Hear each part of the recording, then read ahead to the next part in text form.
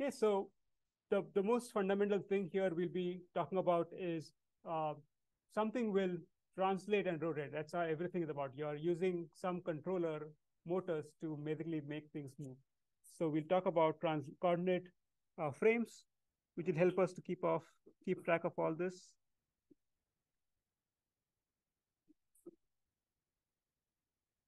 We'll talk about translation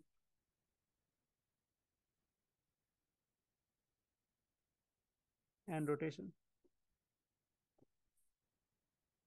Okay, so first let's get started with translation.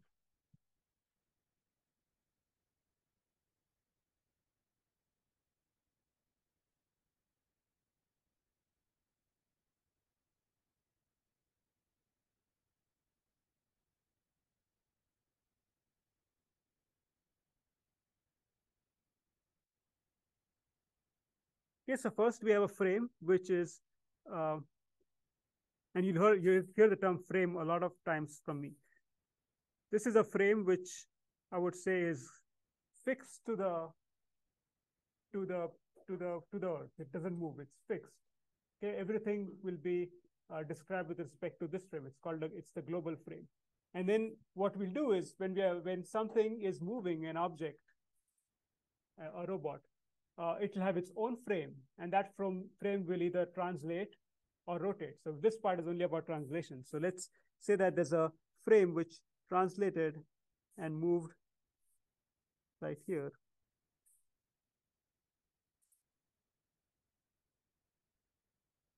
Yeah, I've put the name 1. So 0 is my base frame, and 1 is my moving frame. Okay, C is a point, and that's point C could be a point it's typically a point on the robot. And I'm trying to figure out where that point C is with respect to either the base frame, which is the frame 0, or the moving frame, which is 1. And so the notation here we're going to talk about is basically how do we keep track of point C.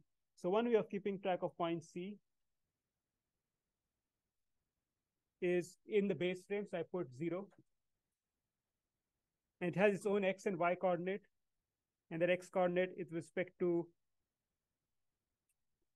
0. We could also describe the point C with respect to frame 1. Okay, so I put the number 1. So this thing here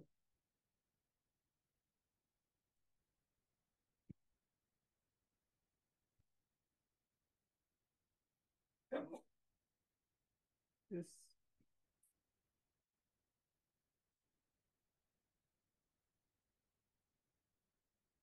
is the frame.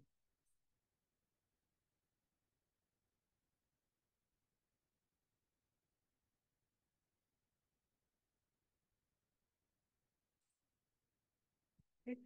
Just like we have the point C, we can also describe the location of the origin. Origin is denoted OO for the base frame, O1 for the moving frame. We could describe the position of frame 0 with respect to frame 1. So this would be the easier one. Let's just do the first one is O1 respect to 0. So this is the location of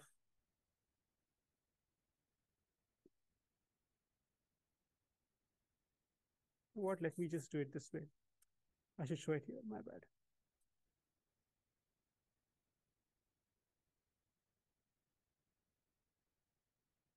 So this is X, C, Y, C. I'll put 1, and I should change this here to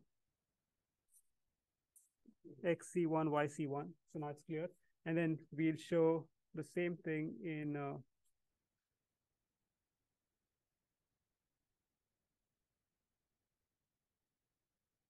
this frame. YC0,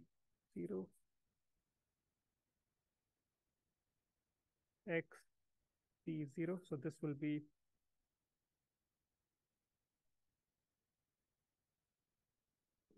Okay, so now it's clear what those points are, and let's just denote this distance as x0, this as y0. So now we know that the position of frame 1 with respect to base frame is x0, y0, but we can also write O0 with respect to 1. So this is computing the position of this frame with respect to this frame. So it'll actually be the negative of that, right? It looks like we're out of time. Yeah, so that's how you describe translation. You use a notation which shows the point and also shows with respect to which frame. Next, we consider the effect of pure rotation. Okay, consider a frame like before, a base frame.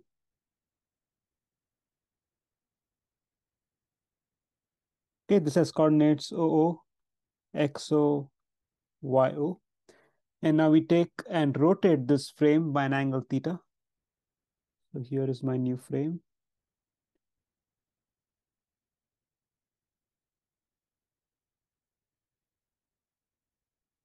And here we have the origin O1. Yeah, so this angle is theta.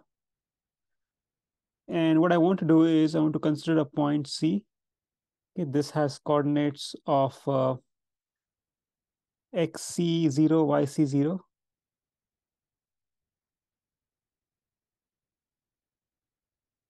yc0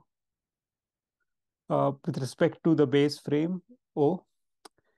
But then the same point would also be considered in frame 1. And for that, we drop perpendiculars to the x and y axis, new x and y axis.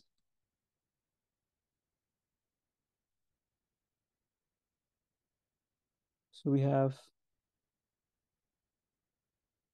this as yc in frame 1 and xc in frame 1.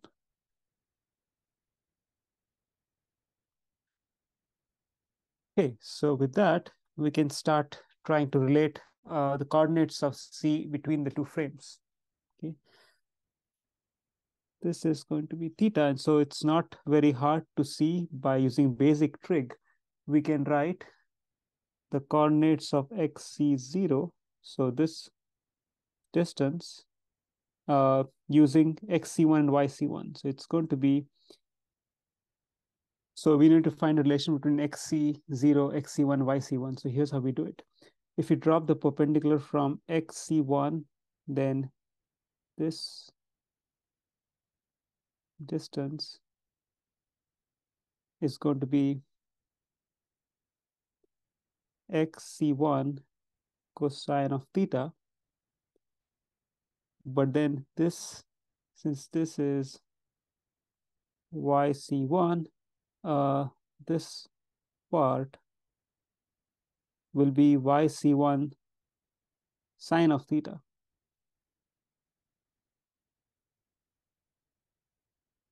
And you can see that in order to get xc0, we need to subtract the earlier one from yc1 sine theta. Okay, so just using basic trigonometry, we can figure out how to relate xc0 with xc1 and yc1. We can do the same thing for yc0. It comes out to be xc1 sine theta plus yc1 cosine theta. So what we can do is we can write this in a matrix format. xc0, yc0 is a 2 by 2 matrix times xc1, yc1. So just by looking at the expression earlier, we can see that this thing in the matrix form would be something like this. Okay. Now what we'll do is we'll create a new notation, or whether this notation was already done earlier, which is this point, x, c, y, c in frame 0 is nothing but the position of point C in frame 0. We'll call this as a rotation matrix, which relates frame 1 to the frame 0. And this point here is now the position of C in local frame 1, so SC1. So here we have derived a formula for C in the two coordinate frames. If you know C1, which you normally do, then you can find where the position is in world frame. In other words, if you knew, if this frame 1 was on a robot and the robot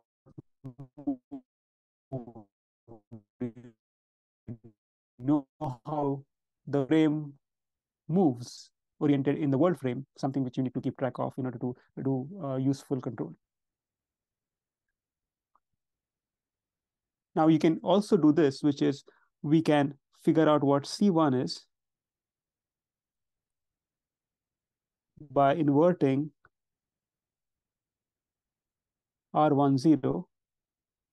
It turns out that the inverse of R10, which you can compute by computing the inverse of this matrix R10, is actually cosine theta sine theta minus sine theta cosine theta.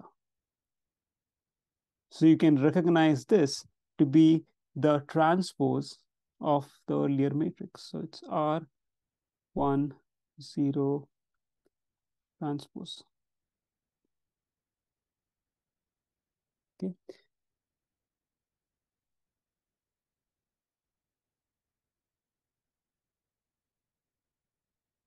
Okay, so what we have here is a method to write the position in either frame. So if you know C1, you can find C0. If you know C0, you can find C1. So let me put this down here. C1 is R10 C0. This should be a superscript. C0 is R10 transpose C1.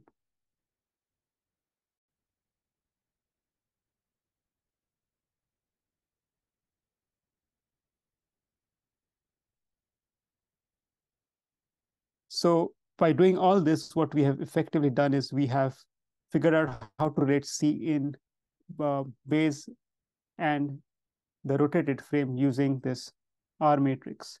Earlier, we talked about translation, how the translation of the frame 1 affects this notation. Now, what we can do is we can combine the two.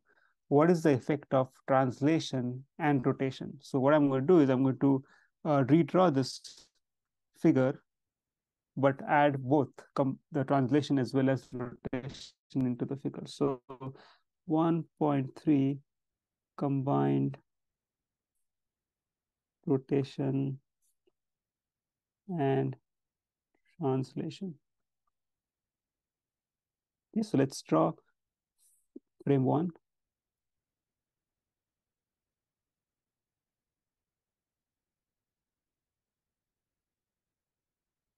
First, let's translate the frame.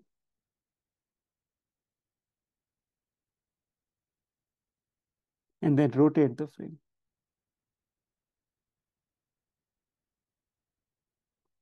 So this is OO, XO, Y0. This is O1, X1, Y1.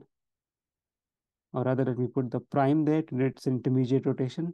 And then the rotation, finally, we have X1, Y1. Okay, so this angle is clearly theta. We'll put some more distances. This translation we wrote down earlier, let it be X. The translation in the y direction is 0. And then let's have a point of interest. Let's call it PC. That point C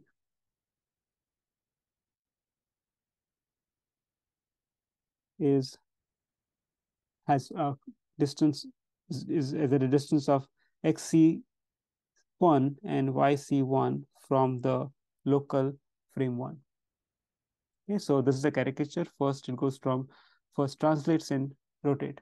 Now, if we want to write the position of point C, so going from 0 to 1, or rather, let me put it down. Going from OOXOYO to O1 X1 Y1 prime, finally to O1 X1 Y1. If I want to write a relation between the final position and the initial position, right, then I would get XC0 YC0. So this is the point location of point C in the world frame 0 equals rotation about of the origin. Okay, this is the first part, just the translation piece, followed by a rotation.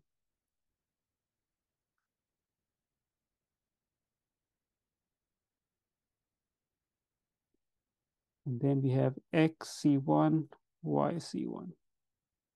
So to recap, this is translation. This is what we did in 1.1. This part is rotation.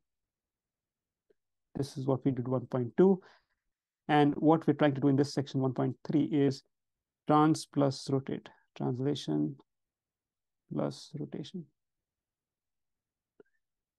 Okay, so now once we have that, I can actually write a formula for this. C1, sorry, C0, which is the position of C in frame 0, is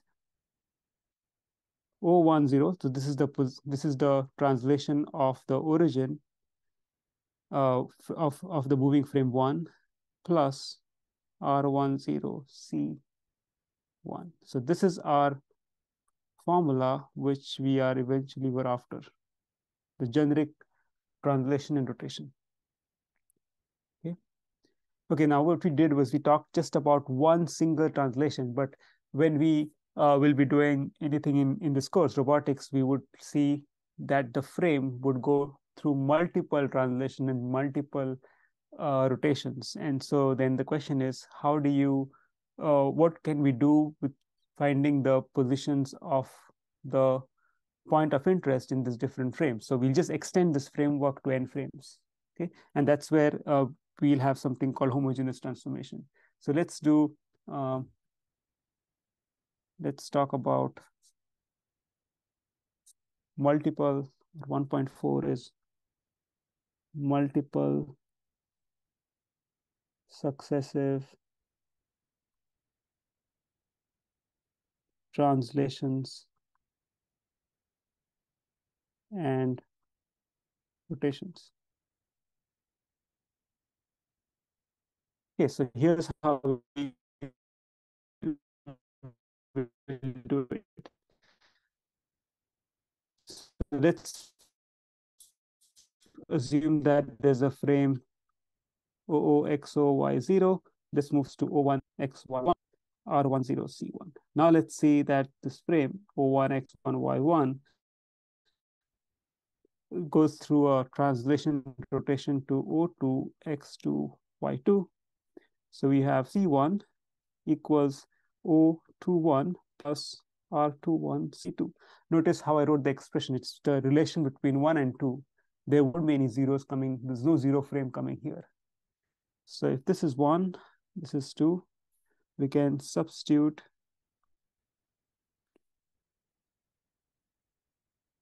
we need to substitute 2, that is C1 in 1, to get C0 equals O10 plus R10. So C1 is O21 plus R21 C2. O10 plus R10. I need to multiply R10 with both these terms. O21 plus R10 R21 C2. Okay, so I'm going to now club things together. C0 is R10 O21 plus R10 R21 C2. So again, what we see is there is a translation part. It's translation because only the origins are involved here. And then there's a rotation part. Okay. Now, what we can do is we can continue doing this. So from O, XO, YO, we can go to O1, X1, Y1 to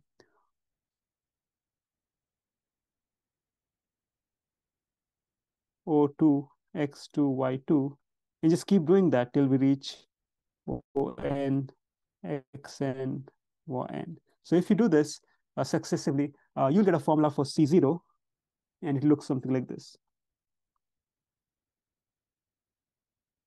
O21 plus R10, R21, O32 plus so on till we end up with R10, R21, R32, so on, Rn minus 1, n minus 2, on minus 1. So this is the translation part, and then we have the rotation part, R10, R21 plus, sorry, R32, R43, so on till Rn, n minus 1, C, n. So same thing, we have a piece for translation, a piece for rotation.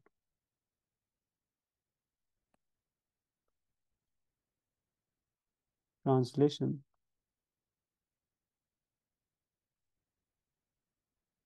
And then rotation. So what we see is that this is fine, but this expression, particularly the first part, is very cumbersome to maintain. It's really hard. So what we'll do is we'll actually do a nice matrix trick, which will make our life easy in keeping track of these frames. So this is unwieldy. So there's a better way. And the better way is actually homogeneous transformation, which is a better way of keeping track of multiple rotations and translations. So let's talk about that next. So 1.5, homogeneous transformation.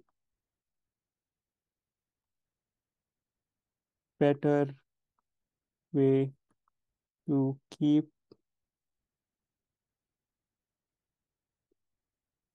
track of multiple frames. Okay, so the trick is actually, this is not a very hard concept. We use H to be the symbol for homogeneous transformation. We use the following notation. We relate frame I with the I minus 1, just like R10, R1 with respect to frame 0. So that is basically a matrix of this form, R, I minus 1, O, I minus 1, 0, 1. We talk a little bit more about this. This is your usual 2 cross 2 matrix. This is your usual 2 cross 1 matrix.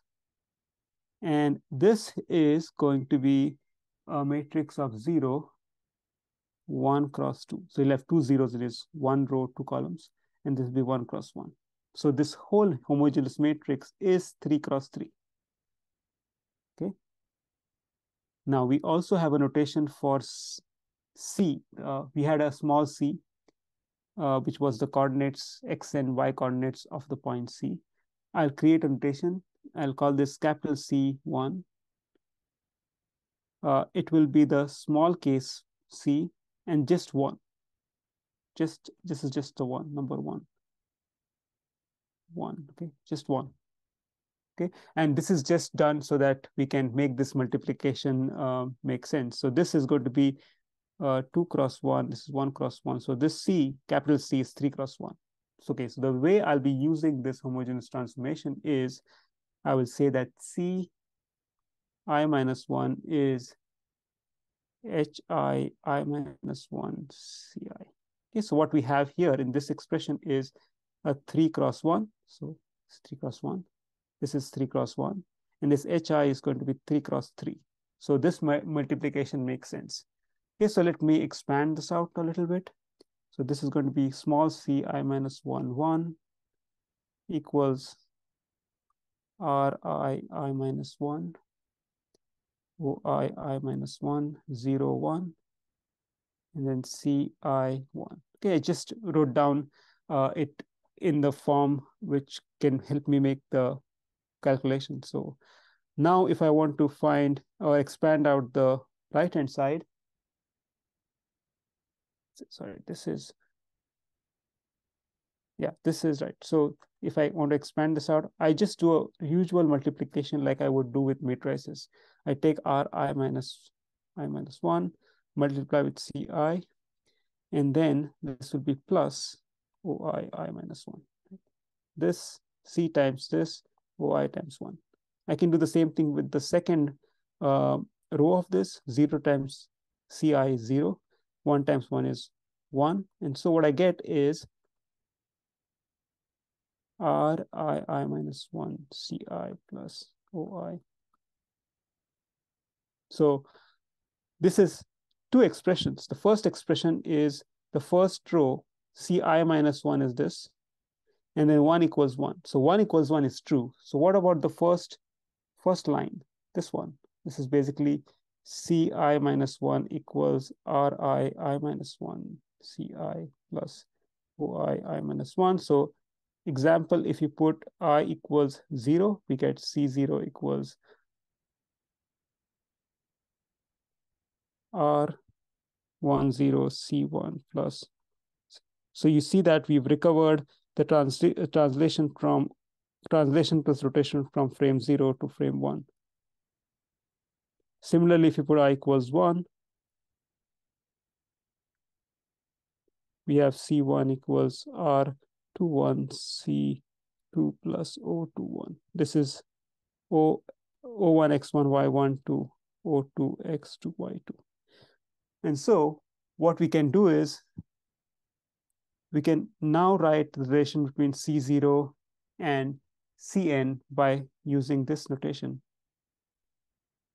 32 Hn n minus 1 Cn. And so this formula, which we wrote down earlier, let me give it a number.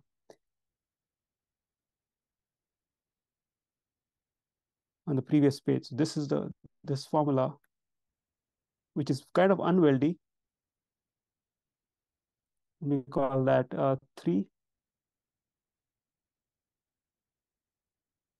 This is going to be simpler way of writing number 3.